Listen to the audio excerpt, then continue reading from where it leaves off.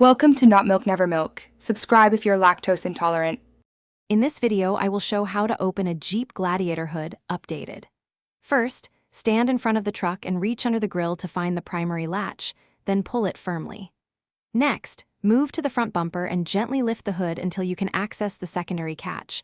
Slide that latch to the side and lift the hood fully. Finally, prop the hood securely or check that gas struts hold it in place before working. When the external latch is stiff, approach calmly and avoid forcing components. Start by inspecting the grille area and clearing any dirt, leaves, or ice that might bind the mechanism. Use a cloth or small brush to remove grime, then apply a light lubricant or deicer if needed. Test the latch again with steady pressure, and if it still resists, check the secondary catch after a gentle lift to avoid stressing the parts. If you are finding this video helpful, please subscribe and like to support more guides. Quick recommendation: the Shark AI Ultra Robot Vacuum voice control makes shop cleanup effortless and fun, especially after greasy hands and rags.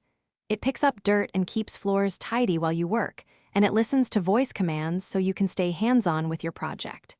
Check the description for the link and other deals. Now let's get back to the video.